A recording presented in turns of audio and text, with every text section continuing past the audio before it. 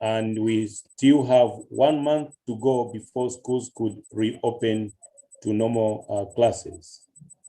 The question that has been asked in a lot of quarters is that, yes, schools have closed, but as teachers, what have we been doing? Is that the end of our teaching during this closure, which seemed to be indefinite? What is the impact of such a closure?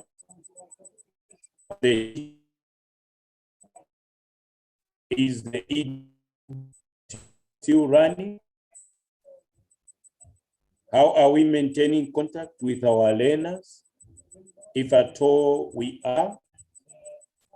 What technological tools are available for virtual classrooms? How accessible or viable are they to learners of different ages, socio-economic status? Is the virtual classroom the future of teaching and learning? These and many more questions, ladies and gentlemen, will be addressed in today's presentation. And our presenter today is our own Mr. Kanyama George, the host of this program. Today he is the presenter. I'll be the co-host as we welcome Mr. Kanyama to give us the presentation. At the end of the presentation, we shall open the lines for participation in the plenary session. Mr. Kanyama, take it up, sir. Thank you, Chief. Thank you. Good afternoon, everyone. Like Chief has rightfully put it, we are going to consider a topic of our today's scenario or situation, the virtual classrooms. So, in introducing this topic, it is a known fact for all of us that COVID-19 or the coronavirus pandemic has forced many of us to get creative when it comes to how we do our work, how we communicate with colleagues, those with businesses, how they communicate to their customers and partners. Now, teaching, as we may be aware, like many other professions, has been affected adversely by the global pandemic. We no longer conduct conventional classrooms or classrooms the way we have been doing it probably prior to the pandemic. We have had to modify the classes a lot in terms of size in order to maintain social distancing. We have had to split classes. We have also been forced to make spatial alterations where children have to sit 1 meter or 2 meters away from each other as if they are writing an exam. We also have interaction procedures that require little or no contact because of the 1 meter rule. And then we have the long closures. In some countries, when the pandemic broke out, some countries like Kenya, they even left this. The school calendar was completely distorted. They spent the whole 2020 without school. And so today we try to discuss few popular cloud-based online video conferencing or tools that we can use to maintain our teaching, to continue teaching if at all we are able to. And these are some of the things that we'll discuss.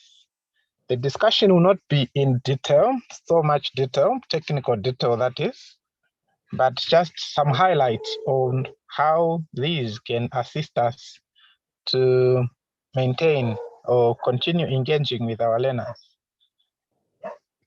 So, of course, so we have, this is the outline of the presentation. And so we'll go straight to the next part.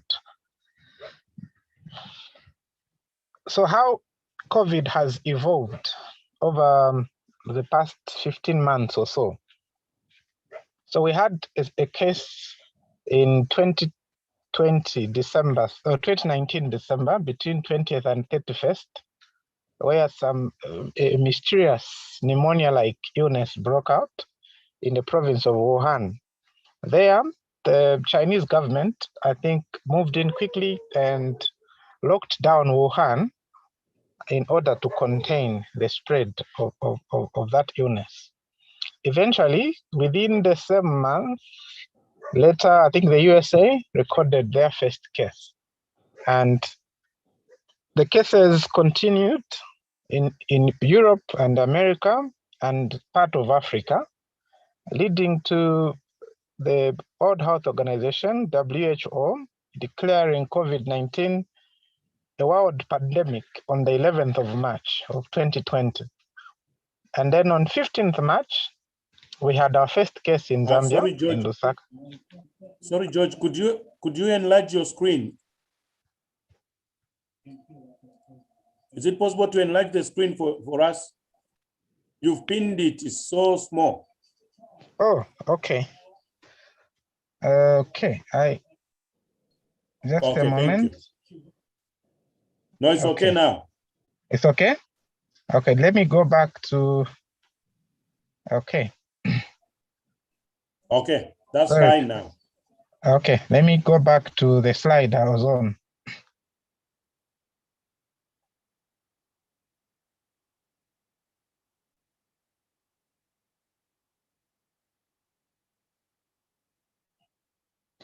All right, so I was talking about the first case in Zambia on 15th March.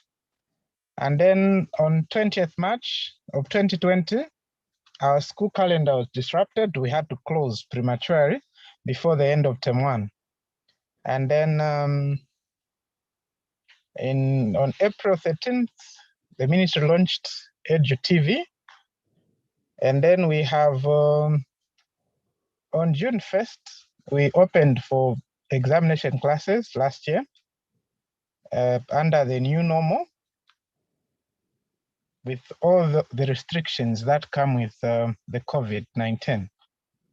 And then in September, on 21st, non-examination classes reopened to continue the first term that they didn't complete. And then in December, we had the exams. Later on, we had the second wave within the same December, after the schools closed, after the examination calendar. We had on 30th, the second wave was officially announced by the Ministry of Health. And then we were supposed to open schools in January on 18th. The opening, because of the second wave, we moved to February 1st. And then the grade 1s, 8s, and 10s, these opened a month later. And then on June 3rd, so that term ran as it were, but in term 2, which began in May, on June 3rd, there was a public announcement that the third wave was with us. And on 17th, we closed. So this is the timeline to give us a background of what COVID has caused to our education system. And so how it has impacted on our learning. There has been loss of teaching and learning time. If you remember, the current grade 11s and 12s plus the grade 9s, they missed closed to the whole term. Actually, from March, they only opened in September. And they were supposed to open in January. They opened in February. And this term, before we could reach mid of it, we closed. So there has been substantial loss of time, teaching and learning time. And then we have reduced contact time.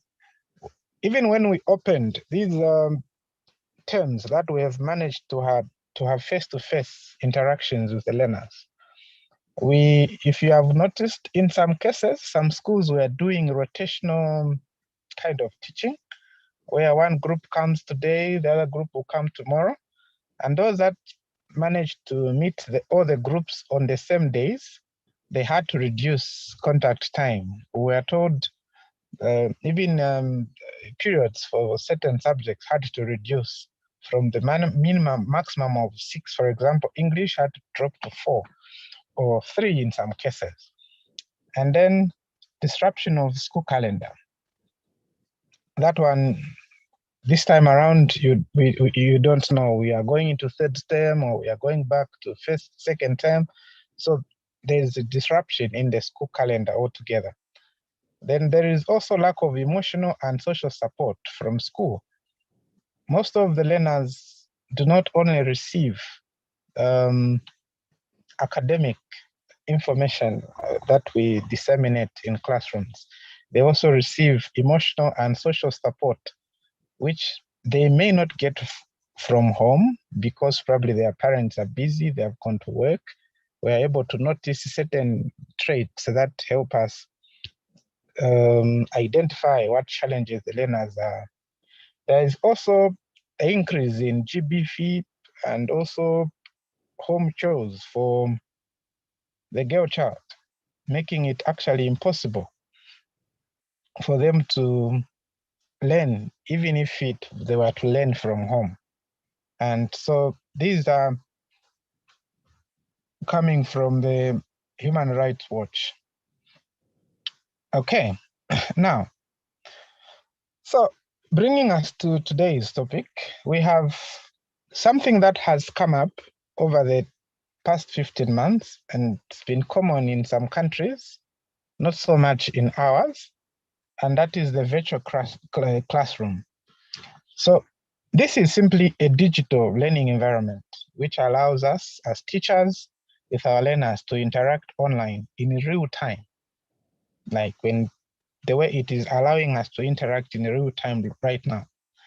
And so these virtual classrooms utilize video conferencing, online whiteboards, screen sharing that allow us to hold live lessons, discussions, debates, quizzes, and in some sort of interactive setting. So as teachers, we can share with the learners materials, notes, assignments, homework, tests, and even feedback in these virtual classrooms. Now, a virtual learning classroom has got these characteristics if it properly managed. High quality interactivity. You can interact with your learners, all of them, either via text, video, or audio in real time, there and then. You can be talking to each other as if you are meeting face to face. And then there is also collaborative learning. This usually can be done through groups or what they call breakout rooms in Zoom. You can use collaborative learning where you give them group work in those areas. It's learner-centered. It has a lot of learner-centered instruction. You adapt a lot because this is learners, a good number of them, we cannot say all of them, are conversant with technology. And so you are meeting them at using the tools that they are actually familiar with to facilitate learning and teaching. you can have a variety of content in terms of presentation and learning activities. You can share videos, you can share notes, you can speak to the learners, you can do quizzes, all that variety. Then psychologically, it's a safe environment because learners are in the comfort of their homes. They do not feel any threatened. If they fear the teacher physically in class, in a physical or conventional class, they can feel safe doing it from home while learning. And then there is positive and constructive feedback. So these are ideas formulated by Dr. Veronika Racheka from Bulgaria on her tube. So now, these are the tools that we find, and they have already been mentioned. The video conferencing. This is where you see each other as you are talking to each other. You can conference. You can have many people on the same video, seeing each other. And then there's online whiteboard, the whiteboard that allows you to actually write online. As you are teaching, you can activate an online whiteboard where you can write using, with these touch screen phones. You can actually write as if it's a board that you use in a class. And then they have instant messaging. It has where you can write a message and it instantly gets delivered to the intended person, a learner or from a teacher to a learner or vice versa. And then they have participation controls. You can control how learners participate in these platforms. And then they present breakout rooms, which are good for group work. Okay, now there are many, but we are going to look at the, oh, sorry about this one. Okay, so these are the technology for virtual classrooms that we can use. So we have Zoom, Microsoft Teams, Google Classroom, Google Duo, WhatsApp, Facebook Messenger Rooms, Telegram. Then we have customized educational websites as well as YouTube. These are just a few I was able to sample. There are quite many that have been born, especially after the pandemic. Some of them have been there. Okay. Zoom, for example, this one was founded in 2011 by Eric Yon, and it was launched in 2013. So prior to that, most of us didn't know much about it until somewhere April 2020, when they rolled out their version 5.0, which went global after the pandemic. This was due to the pressure of working from home by many corporations and governments. So now this particular software is favored by most schools, corporate bodies, and even individuals. Now the number of Zoom daily meeting participants prior to COVID was negligible, but after COVID, it grew to 300 million people using Zoom on a daily basis. Now it hosts up to 100 participants. If you have, so it has quite a number of different accounts. There is the individual free account, which most of us are using to actually join this meeting. That's the individual account. And then it also has the pro account, like the one we are using to host this meeting. And then it has corporate, which has different other perks. and they continue to go up based, and the price is like, it changes according to facilities under each account. So under the limited, which is the free account, you can host up to 100 people. Now, most of our classes, the largest probably is, well, in most government day schools, you can find a class which is as large as 80 learners. So they can fit in one group. You can address a class in one. And these, you're allowed to,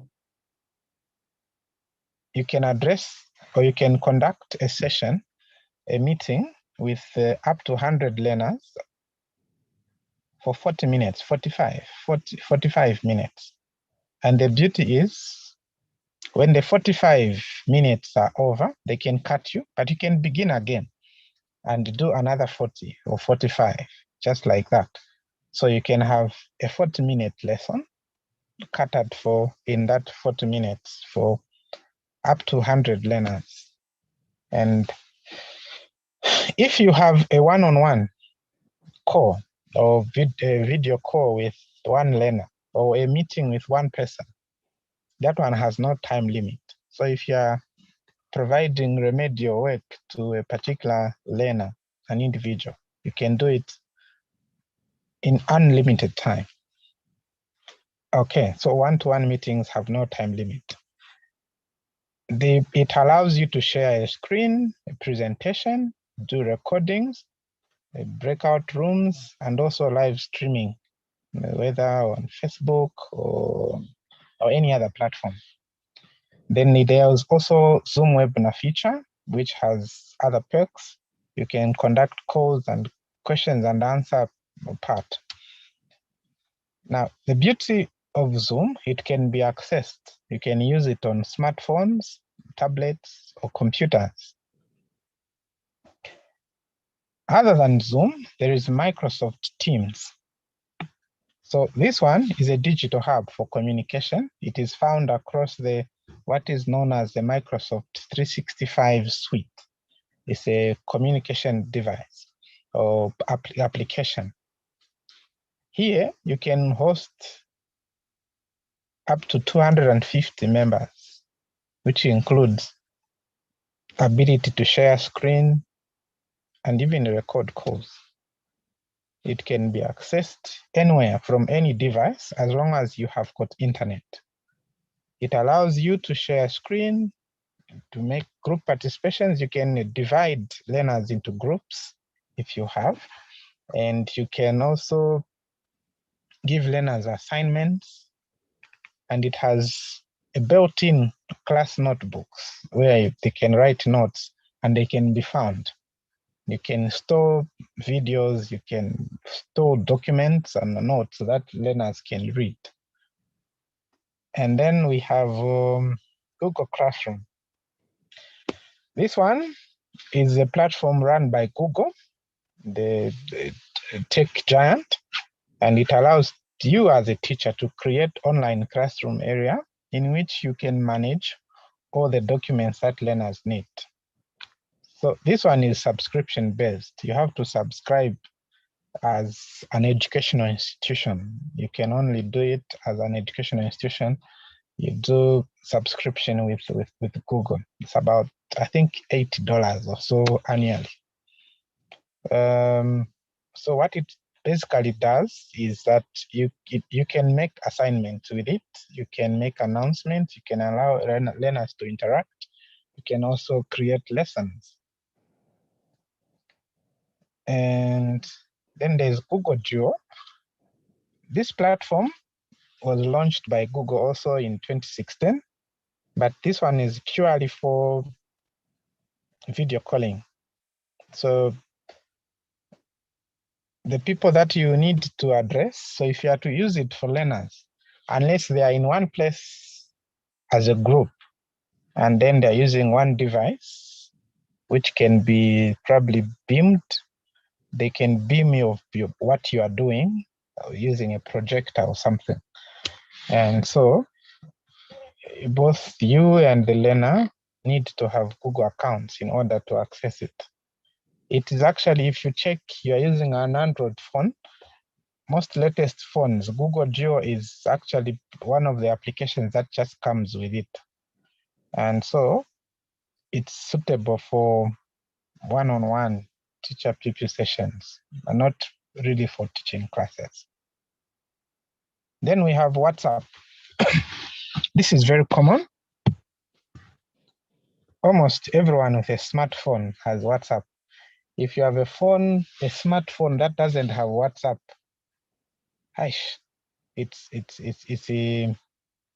most people have discarded such phones. If you have a smartphone, I'm not saying any other phone, but just a smartphone. So this one is accessed within our homes. It's mobile. You can go with it anywhere, and it's easy to join. So with WhatsApp, this one is simply an instant messaging application. It is owned by Facebook.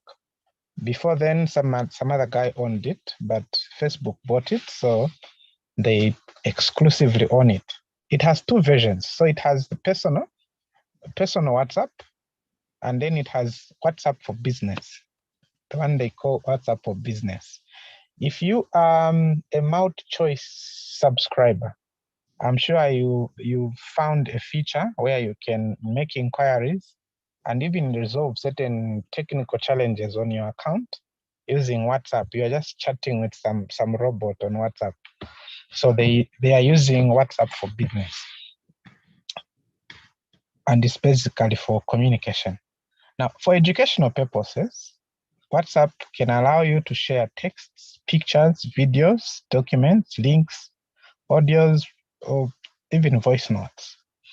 Usually, you can use this. It has a group feature where you can create groups, of course, of up to 157 members. So the group feature, you can use it to create a group just for that class that you teach. And then in there, you can be sharing either links or documents or audio or voice notes of something that you are teaching.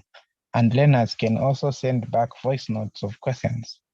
Unfortunately, you cannot do, if you were to do a group video call, it can only allow you up to 7 members. So if your class has more than 7 people, you cannot do video call unless you video record yourself and then upload it to the group for the learners to. Okay, and then there's also limitation that you may not have, of course, things to do with the quizzes or tests or assignments. You can share there, but of course, they cannot give you instant feedback. You have to give them time to do it. Other than WhatsApp, Facebook also has the Facebook itself, which is a popular social networking feature or platform, which was created in 2004. Now it has over 1 billion users. Almost every teenage learner has a Facebook account. And so eventually Facebook has advanced its technology to a level where you can use it for business and also educational purposes. Facebook itself creates a sense of belonging and promotes collaboration. Learners, some learners find belonging, like Facebook, they have friends. I don't know if some of us have got friends on Facebook that we have never met, but they sympathize with us when we are in grief. They send us birthday messages when Facebook reminds them that it is your birthday on that day. So it gives learners some sense of belonging. Then it enhances communication through instant messaging as well. It allows sharing of videos, links, documents, pictures, texts, even quizzes and polls. People do opinion polls, like now when we are going towards elections. And then, of course, you have to regulate. If you are to create Facebook group, for example, a Facebook group that is which your learners can join, you have to, it gives you powers as administrator of the group to actually control what they post in the group. You can delete, or you can even set it to reject a certain language. You can embed it in your group rules that if such a word is shared in this group, it can never reach the surface, cannot be posted. So it has a lot of control features that you may need to do more research and even have a sort of lesson to understand. But it has all those areas that can help you control, because of course Facebook needs a lot of controlling if learners are to use it for educational purposes. Then we have Telegram, which is like WhatsApp. So this one allows all users to communicate using mobile gadgets and even a computer. What it offers, this one uses multiple platforms, just like WhatsApp. You can use it on PC, laptop, iPads, tabs, and even the website.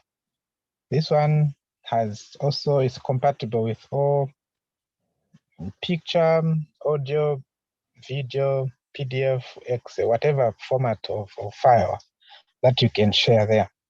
You can share very large files on this one. It doesn't have a limit.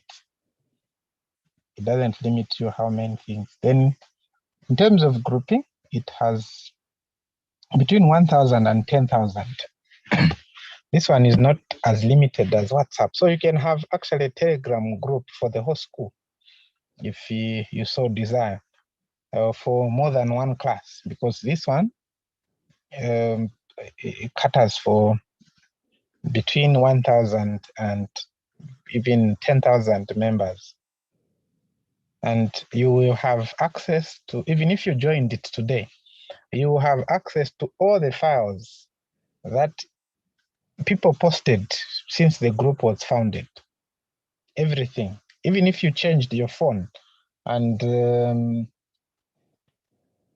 or you lost your phone and bought a new one and joined the Telegram group again, you will still find, unlike WhatsApp. WhatsApp, once you lose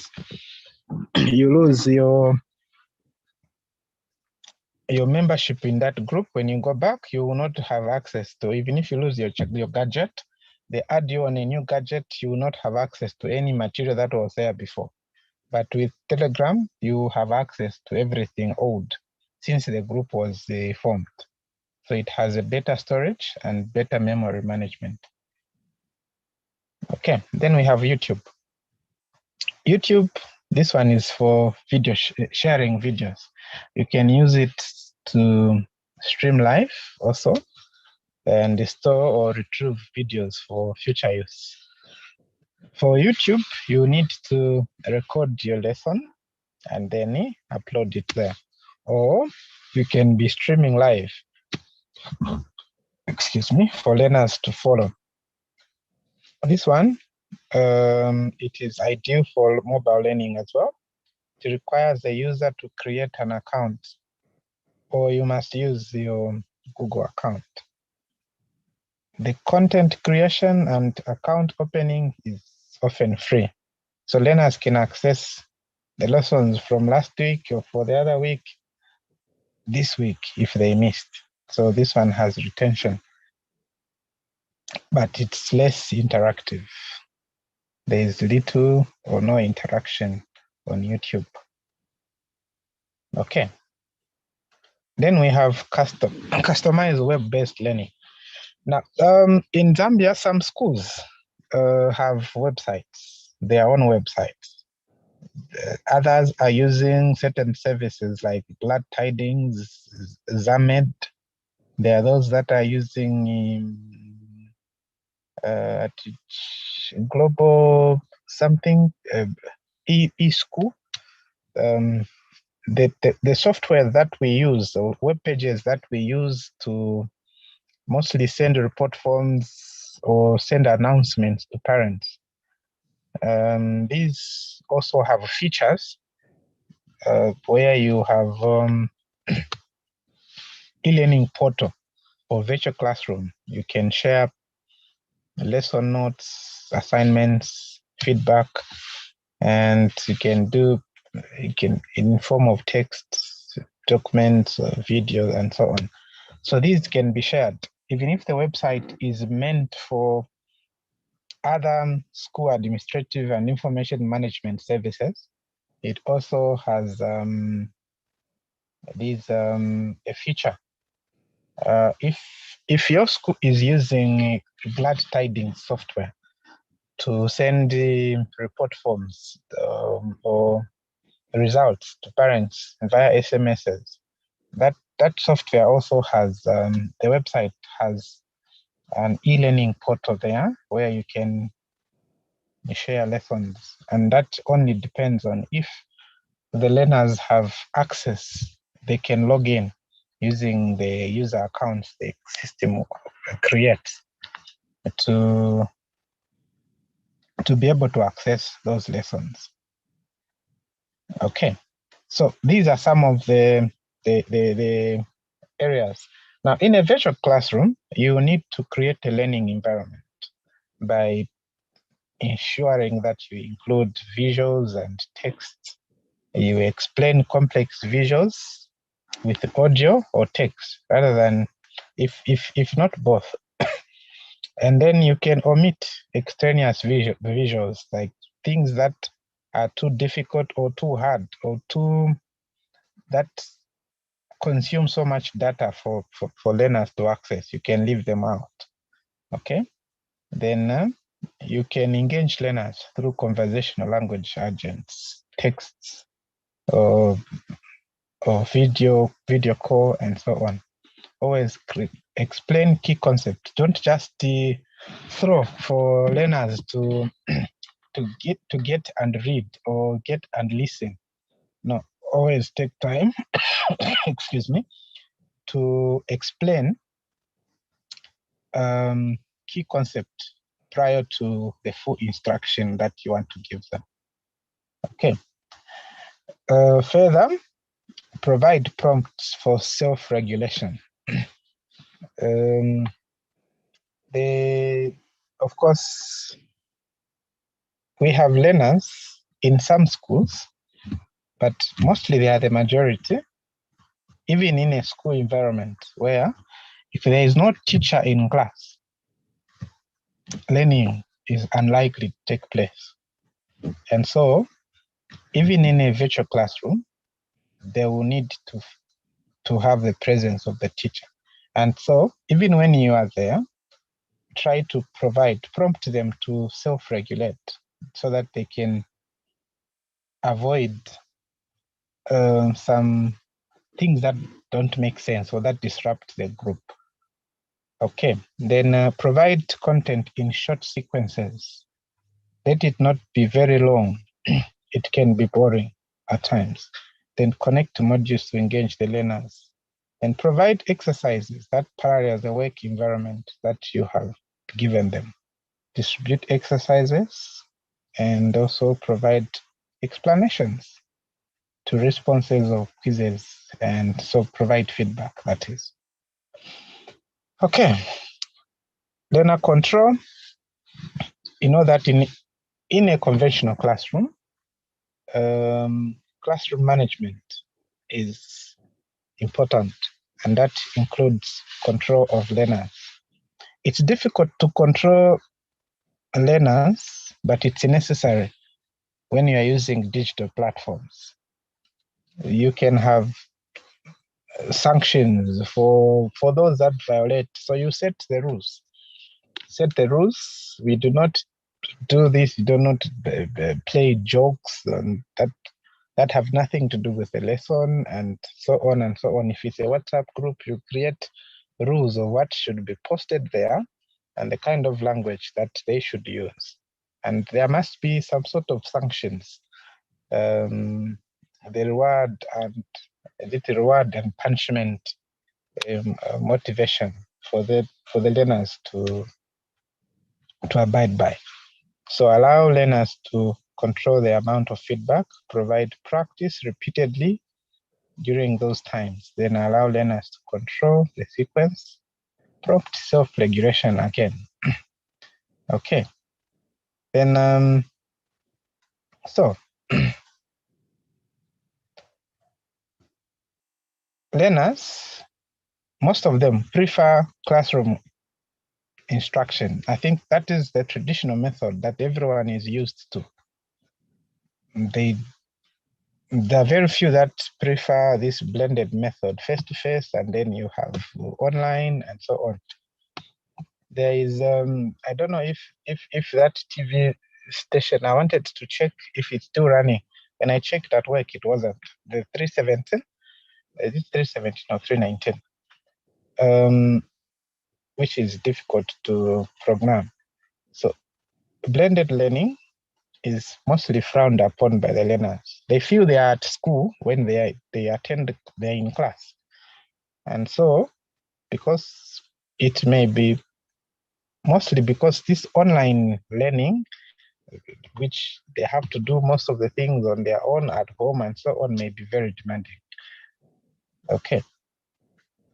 So it has limitations, of course. In our Zambian context, virtual classrooms have got limitations. Okay. The high cost of gadgets and data. We all agree that, while most probably, even not all urban, we have affluent children whose parents are able to afford the gadgets. And even when they do afford the gadgets, they have other pressing needs that they may prioritize to buying data. So if data has to be bought, it really has to be necessary. And there's no guarantee that the children will use it just for that purpose. They may use it for other entertainment related. And so it might deplete before the next lesson. And so the cost of data and the smart gadgets to use virtual classrooms with is not something that is very easy to deal with. Just the absence of human contact, just that face-to-face contact, also affects the flow of knowledge in most cases. First-time users, they are learners. We have learners who may not manage to use this. You can't use the virtual classroom for preschoolers, for example, and most primary schools. You cannot use this kind of method apart from just showing them cartoons or something just for them to, because you cannot maintain their attention. Then some learners may not take this serious at all. It may just appear like any other entertainment stuff that they do with their phones. Okay. Just hold on. There's a hand from Mr. Hamalam Bocholo. Is it Mr. or Miss?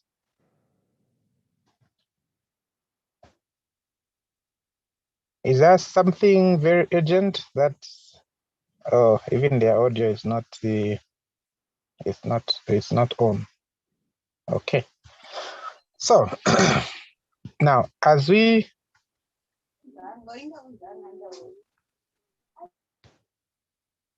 near the end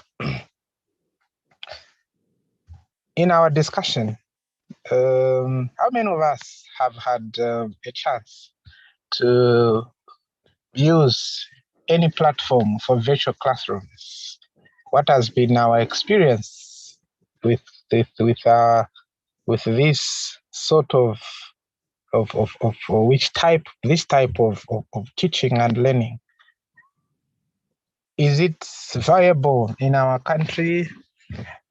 Looking at many factors, poverty levels, network problems, expenses on data, and so on. Is it worth trying? COVID, well, last year we thought it would end probably by December after vaccines are in. Our friends, if you can see in Europe, some places they are returning slightly to normal after the vaccination campaigns. But that is just a fraction of the developed world. In Africa, we are still struggling with this pandemic, how to deal with it, whether we are not, sometimes you make progress, again you go back. We made progress in the first wave, went back, people relaxed, and then we were hit by the second wave. Okay, we normalized a bit after some measures were put in place. Then we went back, relaxed again. Now we are in the third wave. We don't know, there could be another fourth wave that will come after third wave restrictions are somehow lifted. So, is the virtual classroom the future that we have to get used with as teachers? Universities are struggling with it right now. That is what they are doing. It's virtual, they are learning online. Those of us with children in universities, that's what they are doing right now. What is it that we have? There, I can open the discussion. Okay, thank you, George, for the presentation. We are now open for the plenary session to answer or contribute to certain questions. I saw a hand up. That is Levi. Yes, Levi, go ahead. Levi?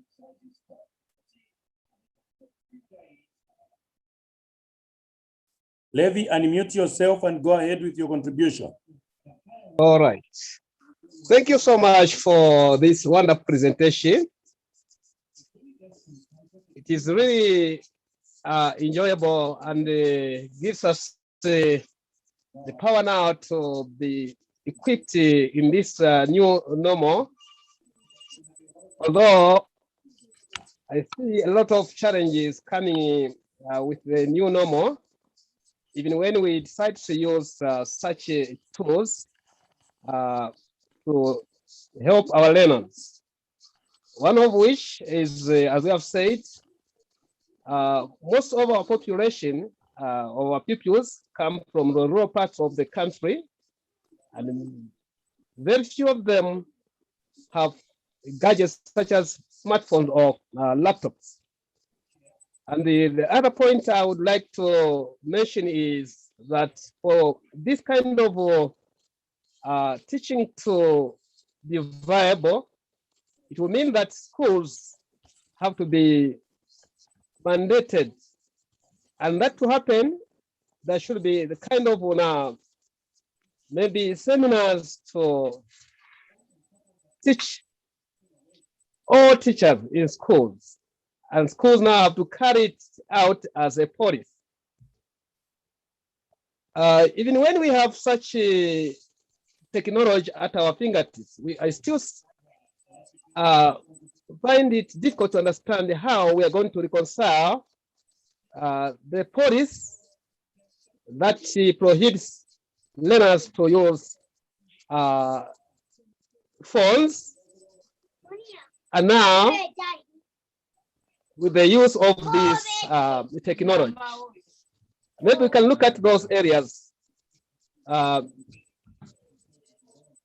we take this into account. Thank you for giving me this time. Thank you, Levi. Any other contributions? Mr. Tololo, Moses? Thank you very Go much. ahead, sir. Thank you very much for this opportunity that have been accorded to me. And I'd love to say that I enjoyed the presentation from beginning up to the end. I just wanted to contribute something on the same presentation. I have used Google Meet as well as Zoom. When I compare the two, I found that Google Meet is actually slightly cheaper to use than Zoom, because Zoom gives only a 30 minutes to 40 minutes basic payable system, with the basic, which is just free, but Google Meet can give you up to almost 2 to 3 hours free. So I found Google Meet to be cheaper to use than Zoom. Now, coming to the question as to whether we should embrace this kind of modes in teaching, I would say that the world is evolving, the world is changing, and it's imperative on all of us to embrace change. Whether this pandemic goes on or it comes to an end, I feel we can still use these platforms still to conduct lessons even in class. There are situations where a teacher might not be able to be in class, probably has gone out of the station. Such kind of platform can still be used. The teacher can still conduct lessons even if he's far away from school. We can also look at situations where pupils are not feeling too well and they are unable to attend lessons. These platforms can still be incorporated and learners can still get access to the lessons just as in real time. So I feel we need to embrace these platforms that have come on board to help us to teach in whatever way these platforms can be able to help us to deliver our lessons to our learners. Circumstances will change, but these platforms are definitely going to be there to help us. Thank you very much. Thank you, Mr. Tololo. Any other hands? Maybe before I ask for any other hands, I have a question to those of you that have used Mr. Tololo, the presenter, and many others on this platform. The few times that I've tried to use these, particularly Google Class and Zoom, the few times that I've tried to use them, I realized there seemed not to be any control. I'll share an experience that I had with my class. The moment I released the link, my class gave the link to every Jim and Jack out there. And, you know, a king is not honored in their own homeland. My children are used to me, so to them it was not a big deal. But those that they gave the link, everyone has been yearning to learn from me. So the moment I would open a class, it was full to capacity by people that I don't even know, okay? And only 2 or 3 would be my pupils who would be there a few moments and exit.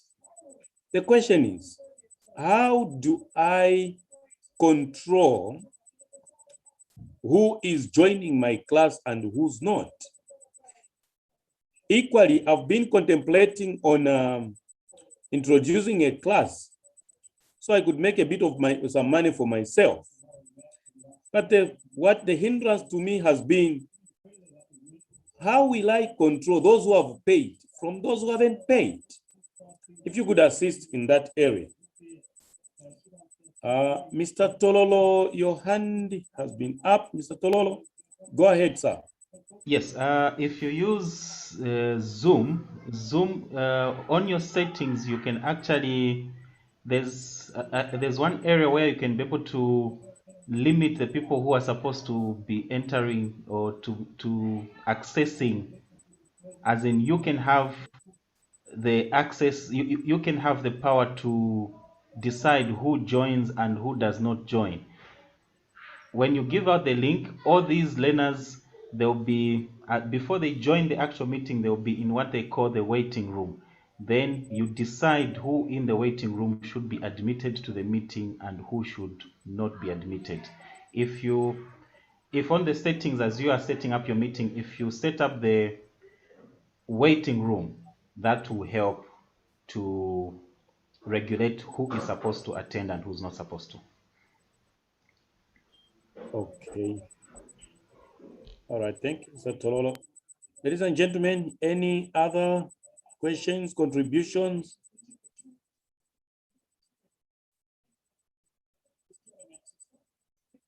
Any contributions?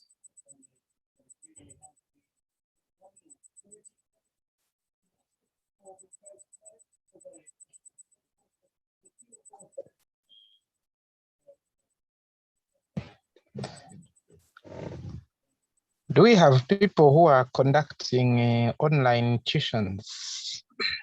What platforms are they using? And how is it working for them? So for Zoom, as Mr. Tororo said, you can have the waiting room and then decide who comes in. There are other features where you make them apply, and the meeting can only, you can admit only those that have applied at times. Other platforms, I think Zoom, you can have that control. I haven't used Google Meet, but I'll try to see how it works as well. Okay. Okay. Any other contributions? I think the presenter, did you mention GIST? GIST? No, I didn't. Okay. There are 3 hands.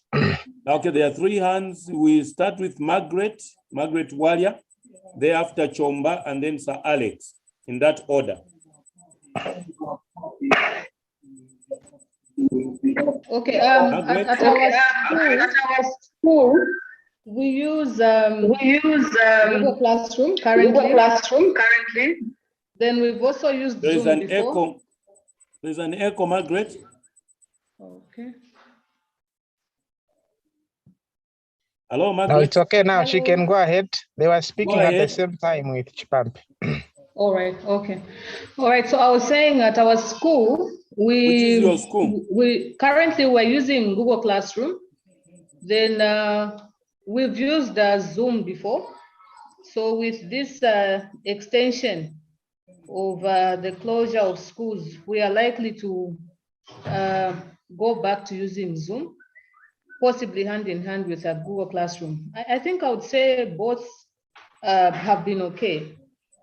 Both have been okay because with Google Classroom, you're able to get feedback from pupils. You can mark and retain their work with comments that is marked work. Yeah, so you are able to interact.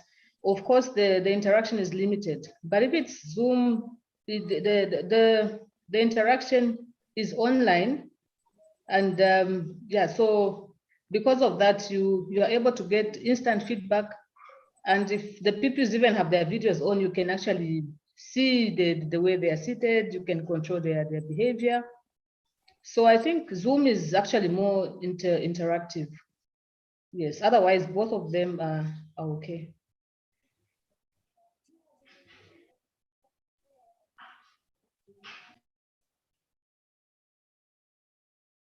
Okay. The next hand was Chomba. Yes, Chomba. Yes, Chomba. Yeah, thank you very much for this opportunity. I just want to comment a little bit on what you earlier alluded to in terms of the virtual learning either to continue or not. I feel this should be, this is a very good idea. Such intervention should be promoted and encouraged. But like someone mentioned earlier, you discover that I think access to gadgets, especially for learners, is quite a challenge. For teachers, I think it's okay. But for learners, especially considering the locations where they come from, some are impoverished and all that, they are not able to acquire those things. So such maybe might be challenges into advancing into this. But all in all, I think this is a very good thing. And I think there must be a policy, just like the way government came up with empowering schools with computers and laptops and all that. Maybe as a matter of setting it as a policy from the higher authorities, trickling it down to the schools, maybe it can work out that way. And secondly, I wanted to comment also on capacity building, sensitization, like the topic we had today. I think this is good. This is good for us. It's a learning process. Not so many of us are well acquainted with this technology, and would always want to be learning like that. For example, I would love to know how you make those slides, like the way you were doing it, the presenter was doing it. Maybe if we can be taught also how that is done, to be okay. Because how do I present a lesson if I do not know how to do all those things? So I think it must start from there. Yeah. Okay, teachers should be made aware of how they should present those things. I think to help us. Thank you so much. Okay, thank you, Chomba. Thank you, Chomba. Just to the concern that Chomba has raised, I think is a very valid one. The starting point indeed should be ourselves. We need to acquaint ourselves with the knowledge on how to use these. I mean, knowing about them is one thing. Knowing how to use them is another. On that one, I don't want to be the monopoly of knowledge, but it is important to consult. I don't know, Chomba, where are you based? Based in Kawe. Based in Kawe. Based in Kawe. Yeah. Okay, it's important to consult those that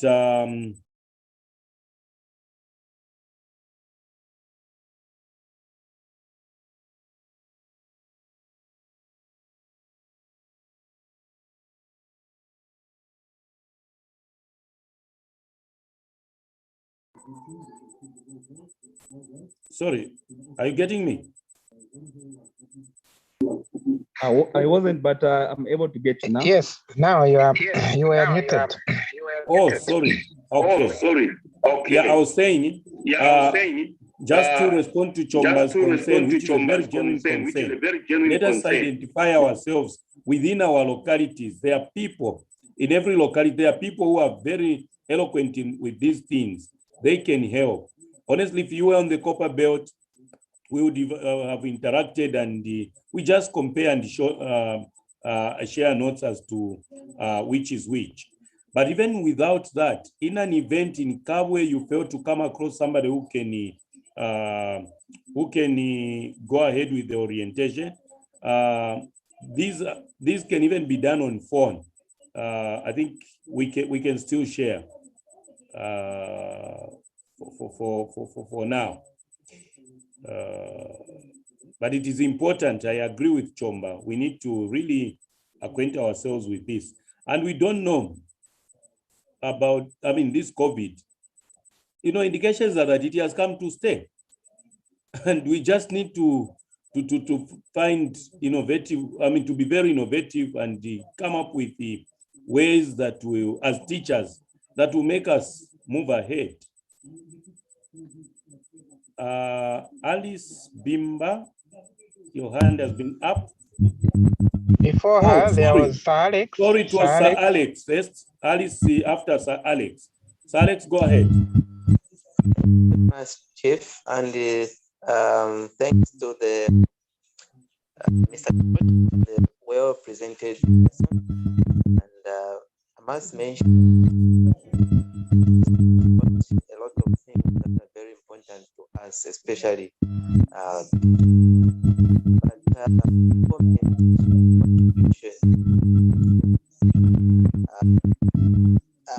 The WhatsApp for teaching before, and that was last year.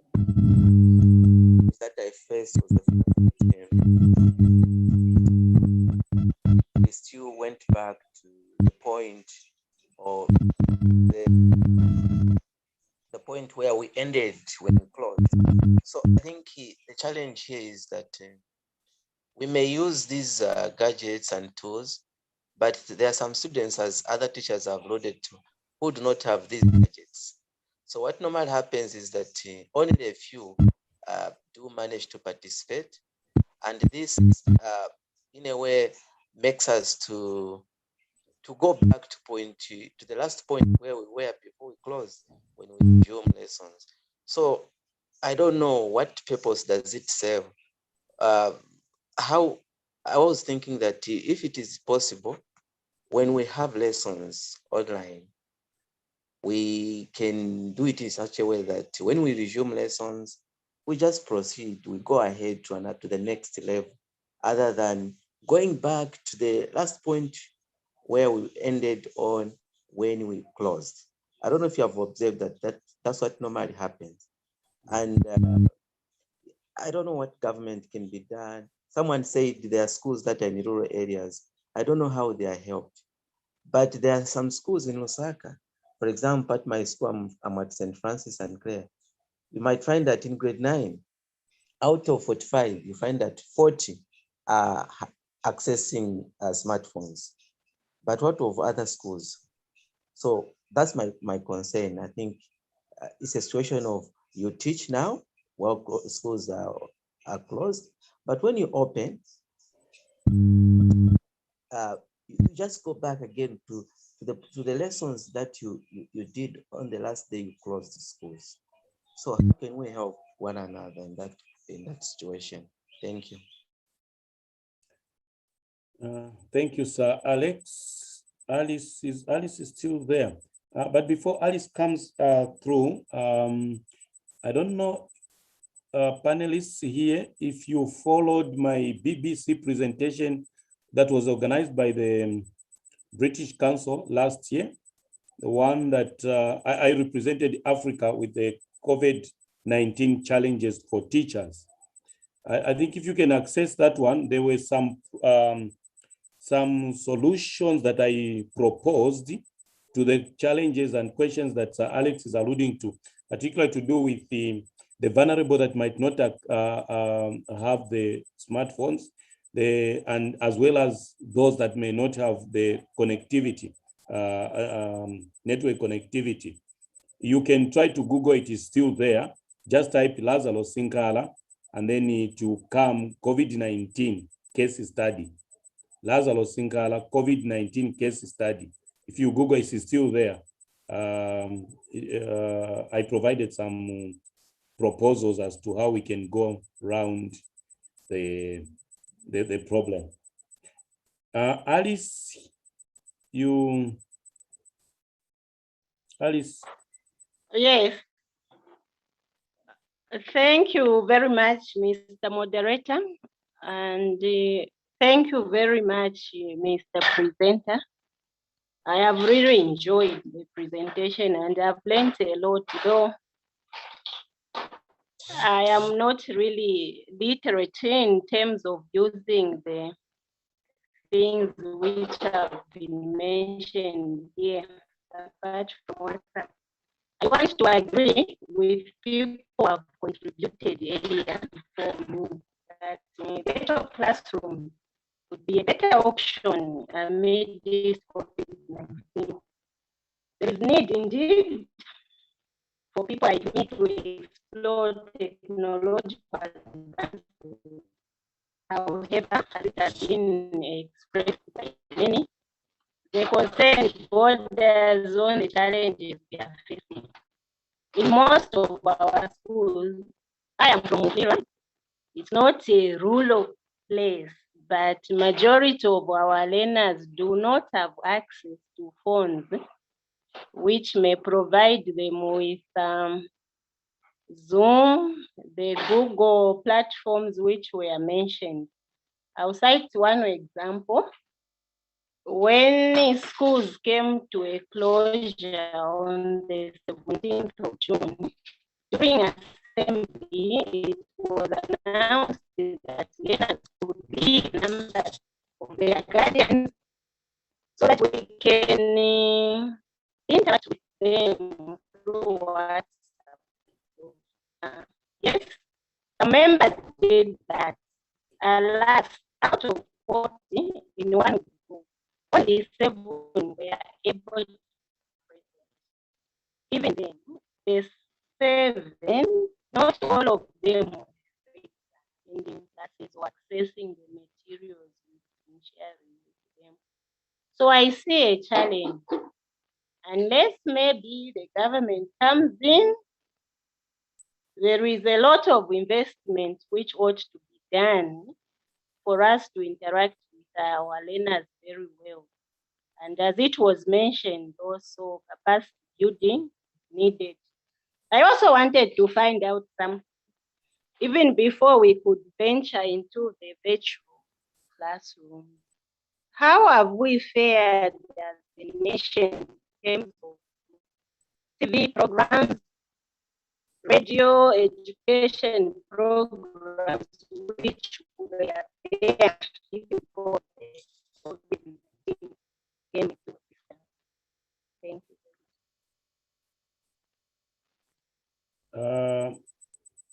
Alice, I think I missed the last part of your question. How have we fared as a nation? I think that's the only part I got. Radio Okay, and television I was- teaching. Oh, yes. Sorry? I got her. She said, how have we fared with radio and television-based teaching? Like the EduTV that we had, Yes. how have we fared with such initiatives or interventions from government? Okay, panelists, how have we fared? When we say we, the pronoun we is referring to what? As teachers? Yes, No, and those conditions. We are talking about the impact on the learning and teaching. Sorry? I don't think we Hello? have done much research on the impact of the radio and television learning that took place during the as an intervention from the ministry that was launched somewhere in April last year. That teaching, I think I saw some funny postings once in a while on social media on probably sometimes misrepresentation of facts by some people that were engaged to teach on television. Those concerns that came from, but mostly they came from fellow teachers. In terms of carrying out research of how much impact that teaching did, because that station, EduTV, firstly was only available on Topstar. I don't know how many people have access to Topstar decoders or are using Topstar decoders in their homes. And I think later on, 3-4 weeks later, it was launched on multi-choice platforms, that's GoTV and DSTV. Even then, I don't know how many, there were a lot of, because there were a lot of grades that were involved. And so, and it would run from 7 to 18. So some people had access to it, others have no TVs, and even those that had access to it, some would opt for entertaining programs on other channels and not follow that. Some parents would supervise their children to access, others couldn't. And so the real impact of that initiative by government hasn't been measured or backed by any sort of research per se. And so it may need a lot of some more exploration to really establish how much impact it had.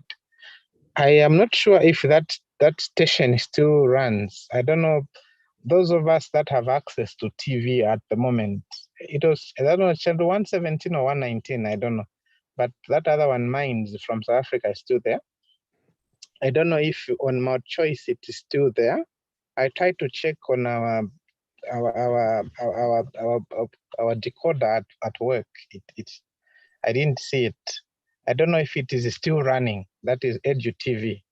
If it is still running, to see if it is still providing learning opportunities for the children. So there is need for investment, of course. So we haven't invested like other countries have, 24-hour running educational television channels that are exclusively dedicated to sharing classroom experiences for learners in terms of learning and teaching.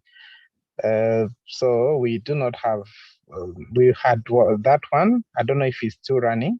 If we can maintain it, it needs a lot of investment in terms of capacity building for teachers who should appear to teach various subjects for different for grades, topics, and so on. And there was a cry of no people from the same province. I don't know if it was Lusaka so much.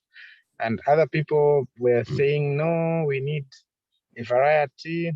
So there's a lot of planning and investment that is required to make that a continuous program to use. I thought I should add my voice on that one. Let me not monopolize. Let others share. Okay.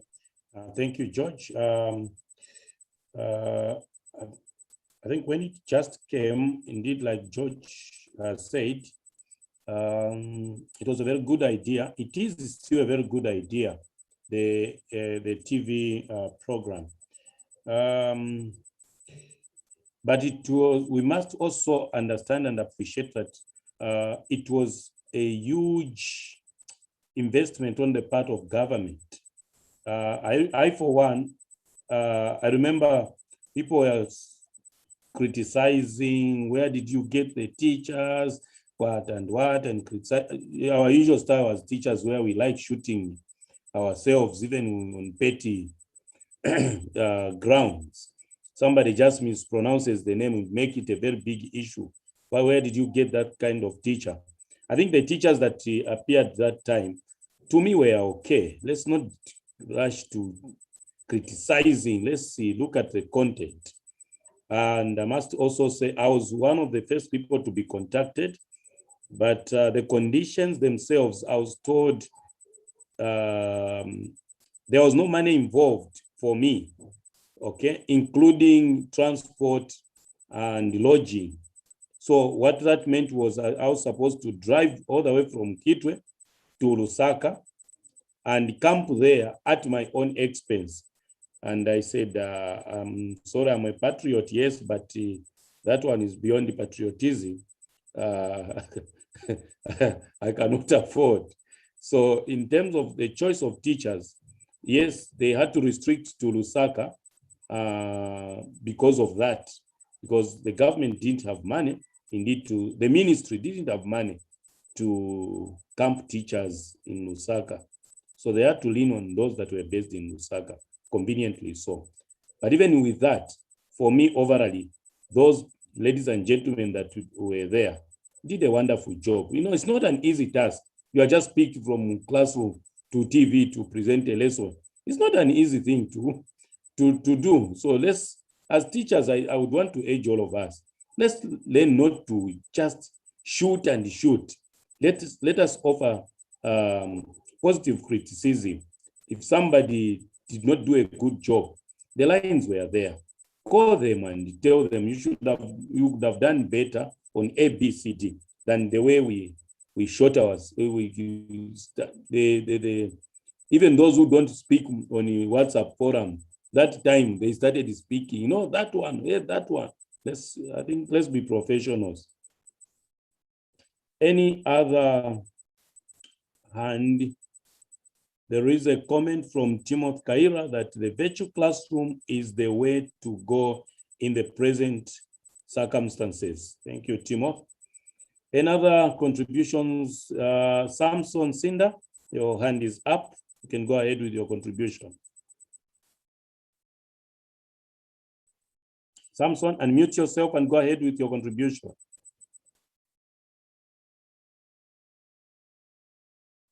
Samson, unmute yourself.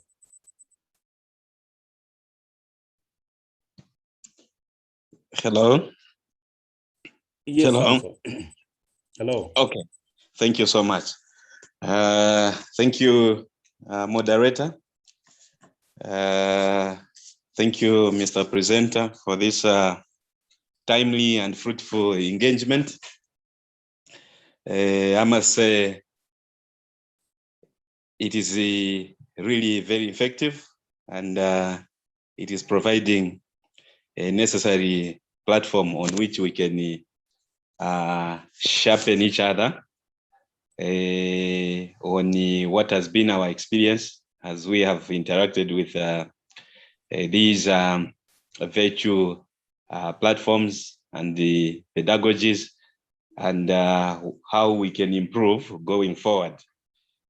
I want to add a voice that yes, like Mr.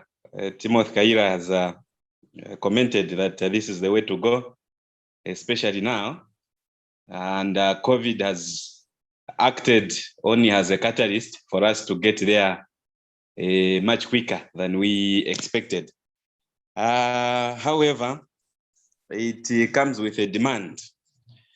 And the demand is that virtual learning, virtual teaching requires resources, primarily financial, but most importantly, these electronic gadgets. You need laptops, you need desktops, you need things such as tripod stands, you need smart boards, moving away from the black chalkboards and whiteboard markers. So all these resources are needed: electronic gadgets, local area networks in form of MiFi, Wi-Fi, and so on and so forth. So this is an investment, and this is the challenge that both private and public schools are grappling with, because you find that computer labs are not highly empowered with such resources. And they may have computers, but other necessities are not there. So it becomes a challenge for both the teachers as well as pupils. And on the other hand, of course, our colleagues in the ICT section may be at an advantage because of the technical know-how they have. But now we cannot throw this responsibility to this section on. They will not teach civic education. They will not teach mathematics. Mathematics need to be taught by a mathematics teacher. So this requires, therefore, a capacity building has already alluded to on the part of the teachers. So it's not business as usual. It's something that schools and management have to take seriously and be willing to invest so that the resources in terms of gadgets, online access, the internet, all these things should be there. And because we are trying to prevent a situation where teachers meet at the same place, it therefore means that these things should be given to teachers. As we call it, it is a remote learning, so that teachers can be in the comfort of their homes and be able to deliver effectively. So it's something that is very new, and it's something technical, and it's something professional. So there has to be that skills building, which, if you ask me at the moment, is still lacking in most of the people.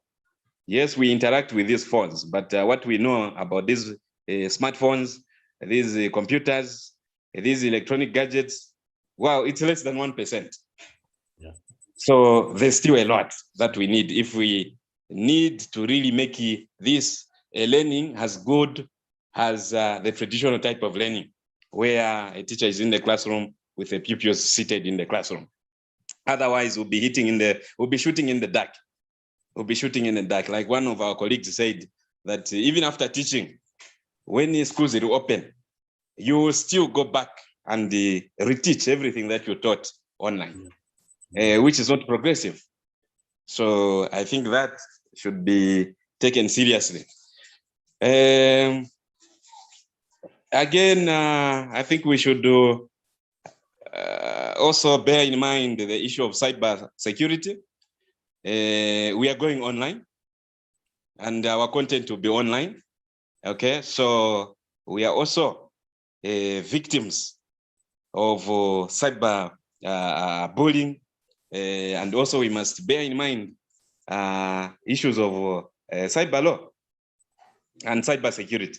For example, there was an encounter, one moment, funny as it was, it would appear actually that pupils, on the other hand, may even know better and interact better with these gadgets than teachers themselves. Yes. It so happened that this pupil hacked into the number of another pupil, into the phone of another pupil, and started sending unpalatable content through the phone of a different pupil.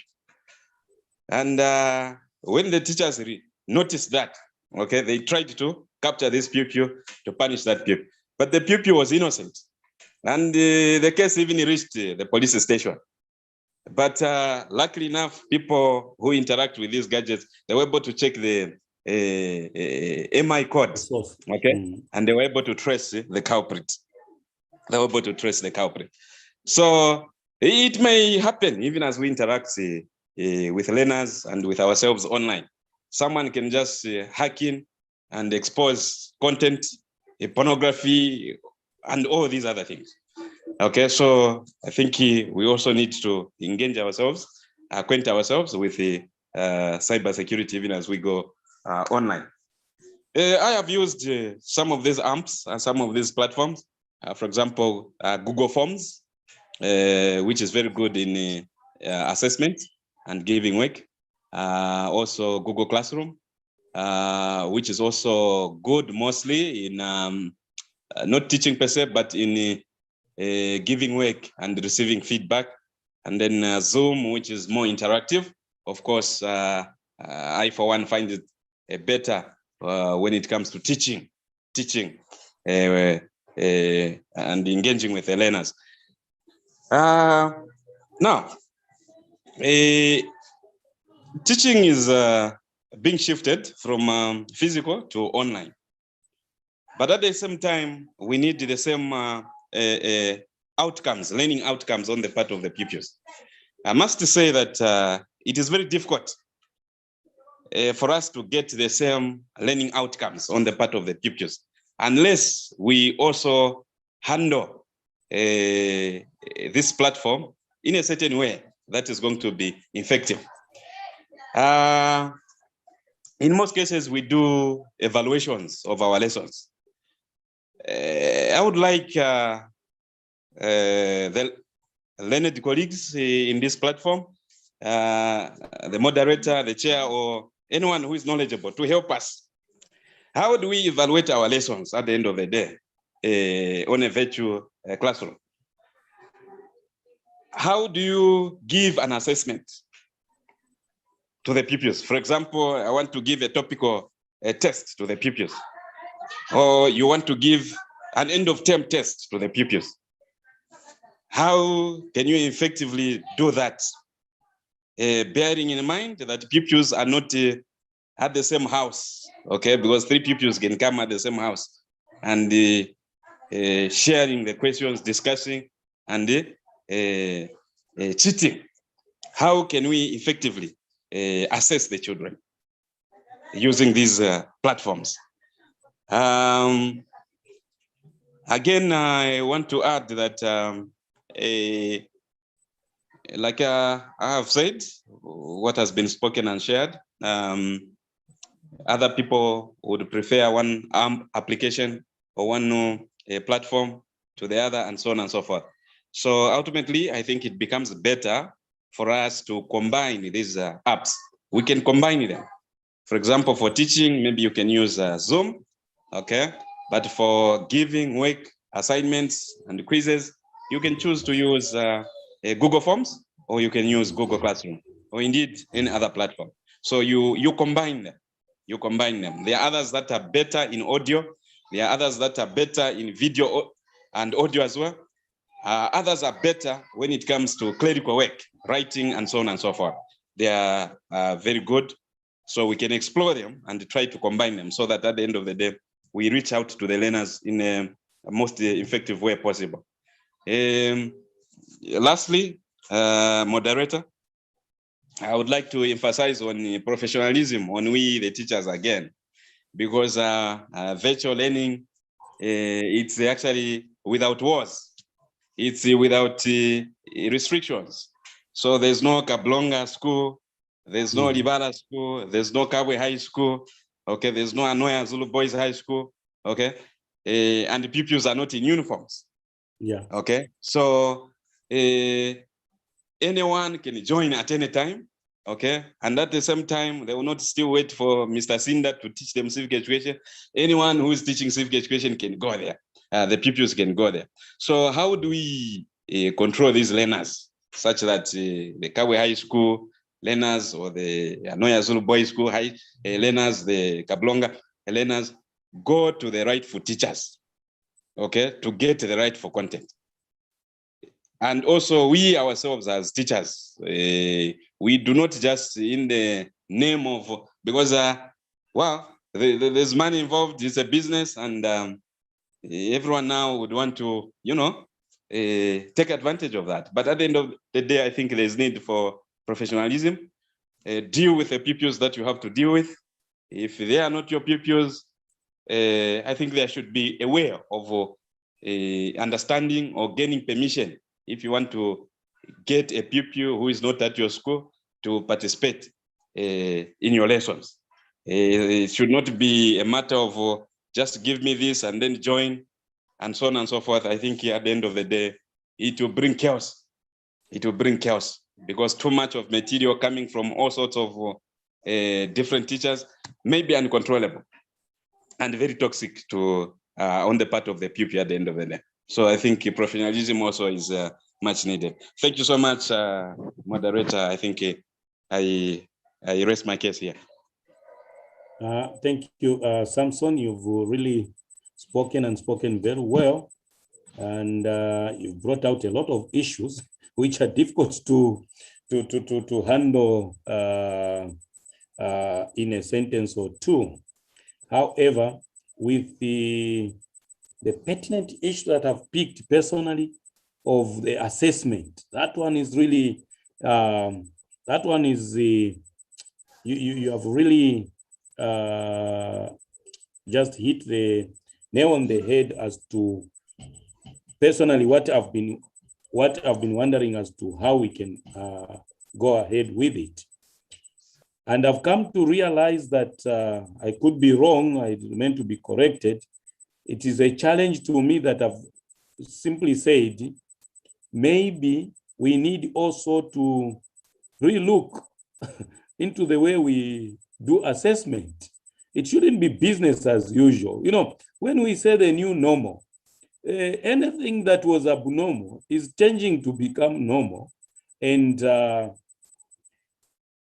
so as we bring in these innovations, Samson and the rest, we should not negate the assessment part. I think we need to sit down, especially those of us that are privileged to sit in the assessment corridors.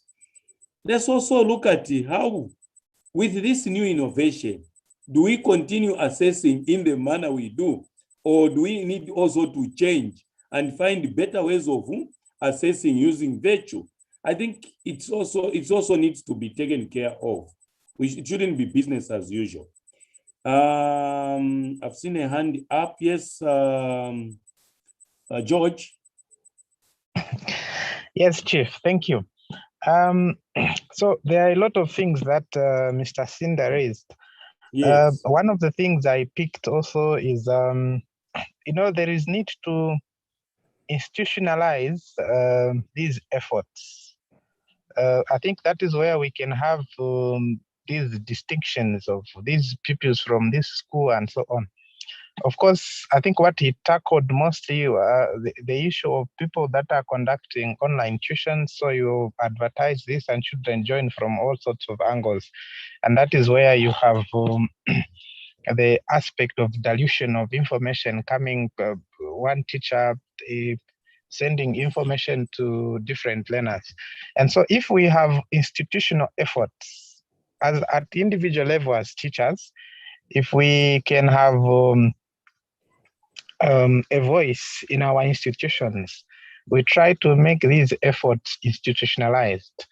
And once the ministry realizes that the schools have got these initiatives, I think eventually there would be a policy direction which can make these efforts more meaningful and assessment also a little bit more institutionalized.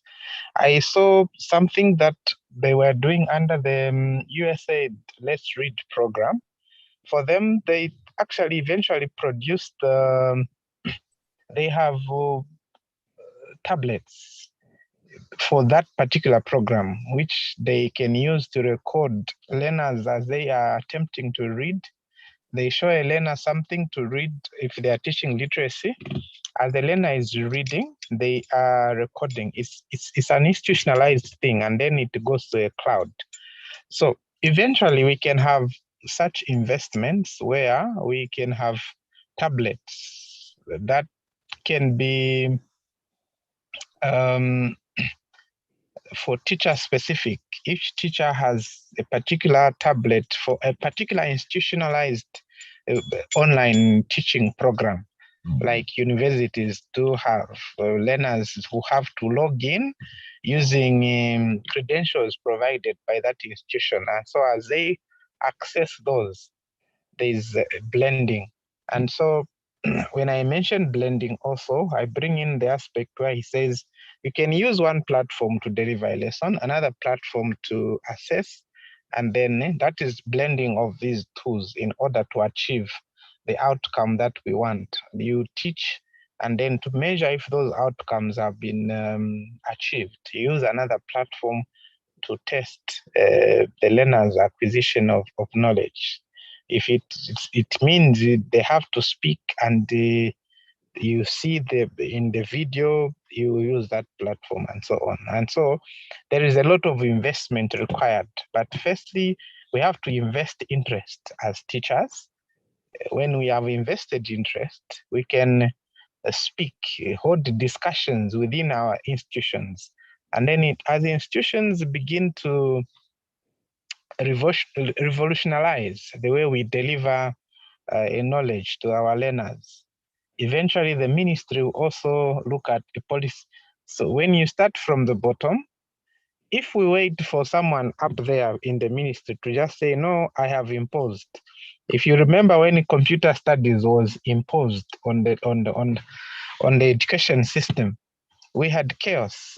I think the first examination that was there, some schools had 0 computers. They had to go, learners had to sit in an exam room overnight because there was only one paper. So if you allow them to go, that's a malpractice. And so we can have such a shutdown of some sort in system. But if we begin the conversation from the bottom up, I think by the time the ministry makes a policy decision, we'll discover that we would have had this conversation as teachers and as institutions. We would have tried this method and that method, and then there would be very little adjustment that would be required once the policy is passed. I thought I should make that addition. Okay. People are dropping out. Okay, thank you very much, George. Henry, he has exited. Henry was raising the physical hand. Henry Banda, he has exited. He was raising the physical hand. Which part of these things are technology knows? Samson should teach your brother on how to raise the hand on the computer. Okay, I think we are done. Unless there is anything else. Yeah, the number is dropping, and I think we should be winding up. Okay. Yeah, so in conclusion, all the platforms work, and they have effects as well that may not be very desirable. But so we should look at what is convenient for the individual, for the institution, what is workable, and then we engage and we expand that so that our learners can benefit. Okay, so I thank you. Okay, thank you so much, George. Thank you so much. Thank you everyone for the participation. We can exit. Oh, George, you haven't announced next week's. You haven't announced the. All right. Next week we are looking at. Last time we were looking at challenges in English paper 2. Next we are looking at literature now. The challenges, the errors and solutions for literature paper 1 and 2. I will announce the presenter in due course. Okay. All right. Thank you so much. Good night, everyone. Good night. Thank you.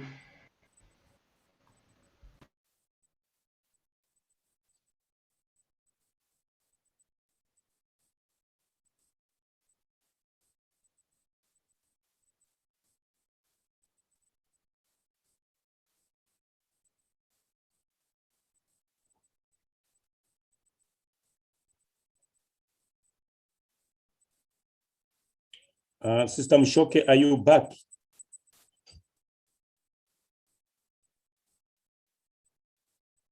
Ruth Mvunga, are you there?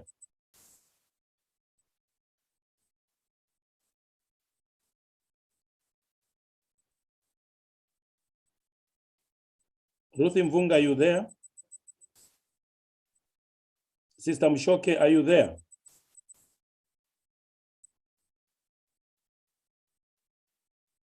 George? Yes, Chief. Yes, we can. I can't see our people. Doc was there briefly, he's gone. Yeah. And you are aware Mary has a bereavement? I have just seen on the groups. I'll try to call her. Yeah, and I will do my part as well. Okay. Yeah, that's mother this morning. Oh yeah. Okay. In fact, I'll inform the groups in the province also to make sure they participate in some way, Okay. especially the HODs group. Okay. Henry Banda, you've come back when we are exiting.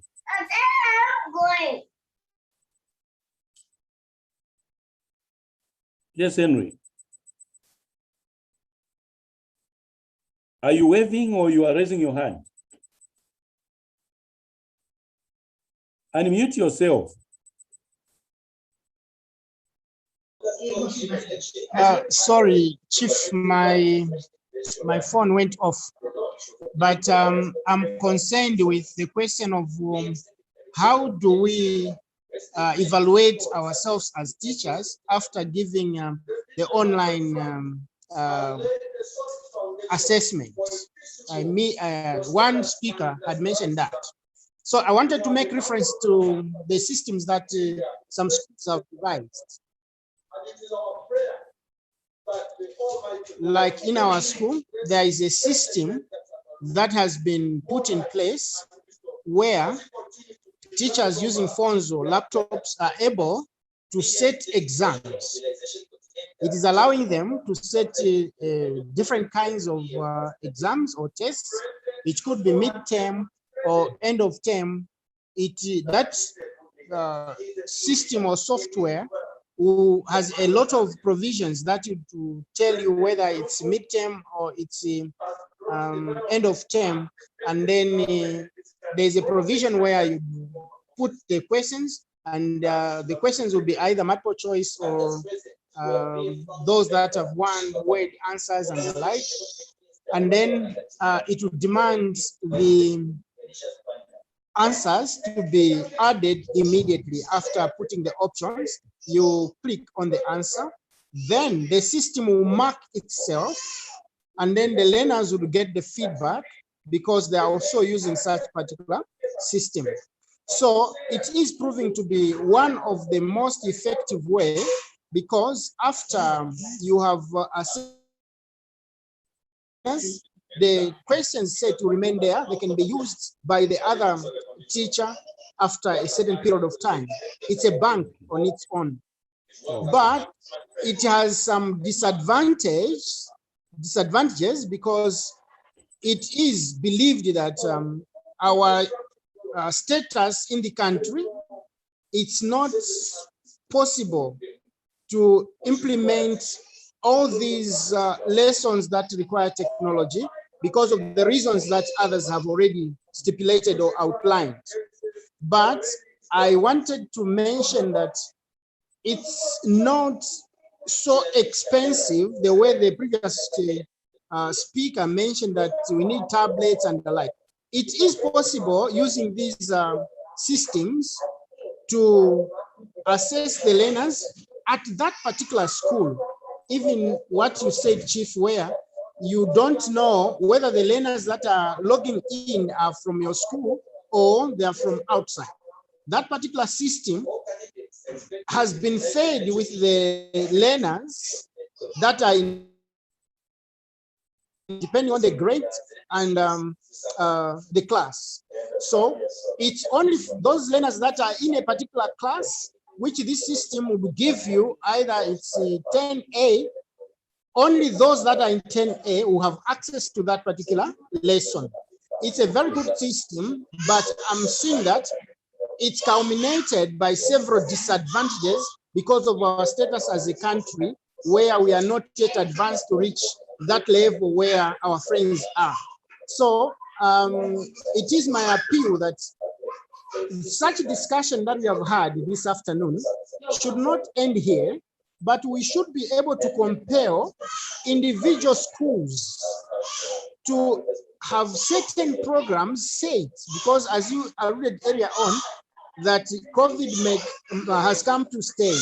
We don't know how long it will take for us to get back to our normal learning. But in as far as I'm concerned now, schools must get there involved, and involved by assessing different forms of teacher-learner interactions. I submit. Thank you very much, Mr. Banda. Thank you so much. When did you become blind?